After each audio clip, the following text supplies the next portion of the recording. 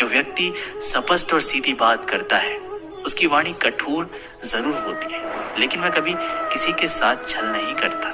जो अच्छा लगे उसे ग्रहण करो और जो बुरा लगे उसका त्याग, फिर चाहे वे विचार हो, कर्म हो या मनुष्य।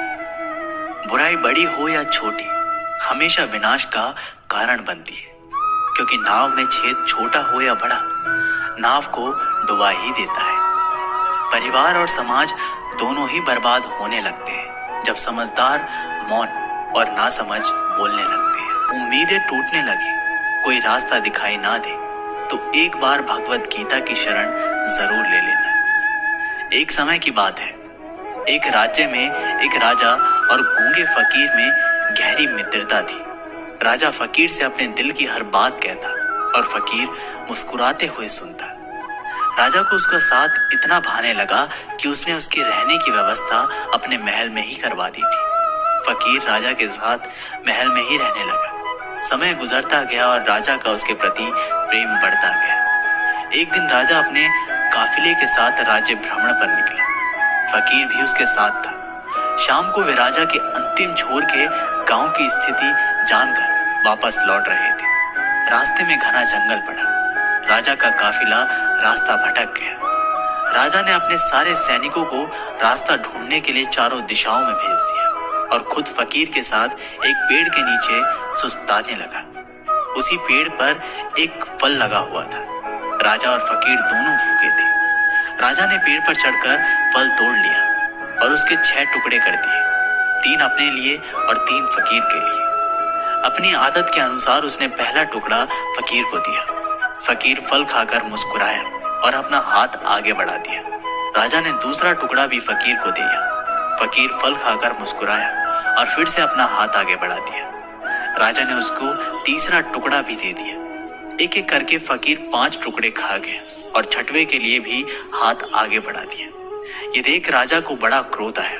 वह बोला, ये मेरा तुम्हारे प्रति प्रेम है कि मैं तुम्हें अपने महल में अपने साथ रखता हूँ, हर सुख सुविधा तुम्हें मुहैया करवाता हूँ, पर आज मुझे पता चल गया है कि तुम्हारे दिल में मेरे लिए जरा भी प्रेम नहीं है। भूखा मैं भी हूँ, किंतु तुम इतने स्वार्थी हो कि सारा फल खुद खा जाना चाहते हो। तुम्हारी असलियत मैं जान गया।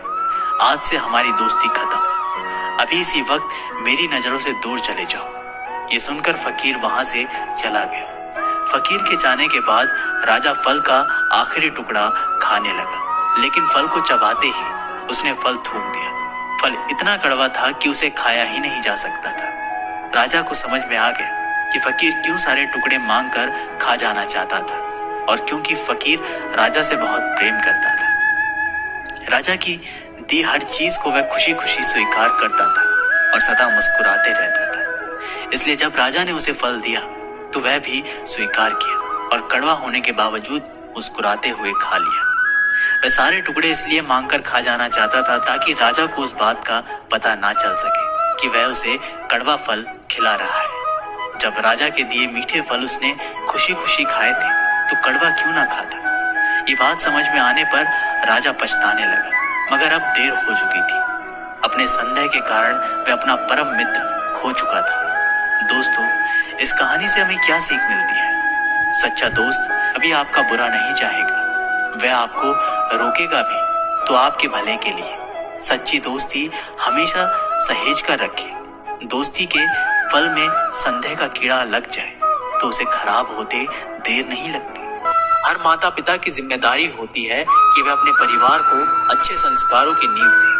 अच्छे संस्कार के परिवार का व्यक्ति संस्कारी बनेगा और अपने कर्मों से समाज में सदा सम्मान पाएगा। तो दोस्तों, ये वीडियो यहीं पर समाप्त होती है। आशा करते हैं कि आप लोगों ने इस वीडियो से बहुत कुछ सीखा होगा। मिलते हैं एक नई वीडियो के माध्यम से, तब तक के लिए अपना ख्याल रखिएगा। बहुत बहुत धन्यवाद।